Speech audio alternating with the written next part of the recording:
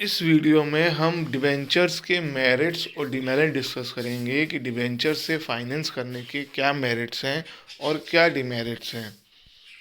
तो डिबेंचर्स से के फ़ायदे हैं कि ये उन इन्वेस्टर्स के लिए बेनिफिशियल होता है जो रेगुलर और फिक्स्ड इनकम चाहते हैं और रिस्क भी लेना नहीं चाहते हैं।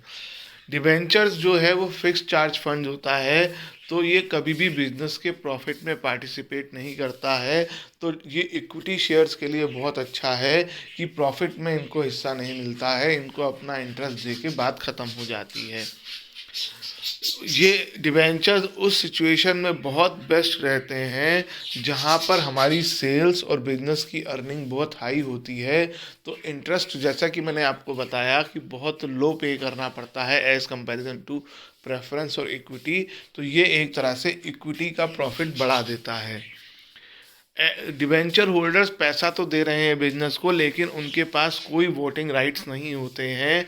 तो इक्विटी शेयर होल्डर्स के राइट्स पर कोई फ़र्क नहीं पड़ता है, वो उतने ही पावरफुल रहते हैं जितने पावरफुल वो पहले थे। तो डिबेंचर से पैसा अरेंज करने पर इक्विटी शेयर्स की पावर पर कोई इफ़ेक्ट नहीं पड़ता है।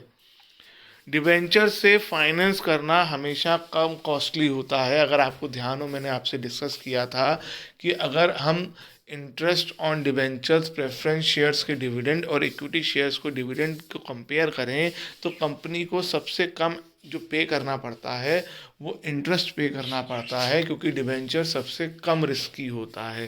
तो अगर हम कंपेयर करें कॉस्ट से कि कौन सा महंगा पड़ेगा, तो इक्विटी सबसे महंगा पड़ता है और डिबेंचर्स कंपनी के लिए सबसे सस्ती चीज़ है, क्योंकि उसे कम इंटरेस्ट पर बोरो किया जा सकता है। और दूसरा एक और फ़ायदा है, इसको आप एक सेपरेट पॉइंट भी बना सकते हैं, सिक्स्थ पॉइंट, कि इंटरेस्ट पेमेंट जो है वो बिजनेस के लिए एक्सपेंस है और ये टैक्स सेविंग करता है। It helps in tax saving as interest paid on debenture is expense of the company. अब इसकी लिमिटेशंस भी हैं, लेकिन डिबेंचर से फाइनेंस करने की क्या लिमिटेशन है? ये लिमिटेशन है कि फिक्स चार्ज इंस्ट्रूमेंट है, तो आप कंपनी पे हमेशा बर्डन बना रहेगा। स्पेशली कंपनी को जब जिनकी कंपनी की अर्निंग्स रेगुलर नहीं है, कभी ऊपर नीचे होती रहती हैं, तो उनको हमेशा ये बर्डन लगेगा कि भाई अगर लॉस हो गया या बहुत कम प्रॉफिट हुआ तो हम इंटरेस्ट कहाँ से पे करेंगे। उसके अलावा रिडीमेबल डिवेंचर्स जो होते हैं, जिनका पैसा वापस करना होता है, कंपनी को हमेशा उनके पेमेंट की तैयारी करनी पड़ती है।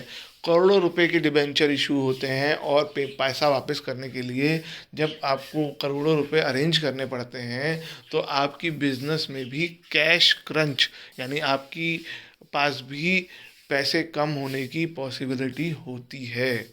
तो उसकी वजह से फाइनेंशियली डिफ़िकल्टी आ जाती है रीपेमेंट करने में भी। हर कंपनी की एक बोरोइंग कैपेसिटी होती है, हर कंपनी की, हर पर्सन की। ये नहीं कि मैं, जैसे मैं जॉब करता हूँ तो मेरी सैलरी के हिसाब से मेरी एक बोरोइंग कैपेसिटी है, मुझे बैंक उस अमाउंट से ज़्यादा का लोन नहीं दे सकता। ऐसे ही हर कंपनी की एक बोरोइंग कैपेसिटी होती है, और अगर आपने डिबेंचर इशू कर दिए हैं तो आपने अपनी बोरोइंग कैपेसिटी को कम कर दिया है, और एक टाइम ऐसा आएगा कि आपकी बोरिंग कैपेसिटी ज़ीरो हो जाएगी। इसका मतलब आप उसके बाद डिबेंचर से पैसा अरेंज नहीं कर पाएंगे। तो ये जो है लिमिटेशंस हैं डिबेंचर्स की।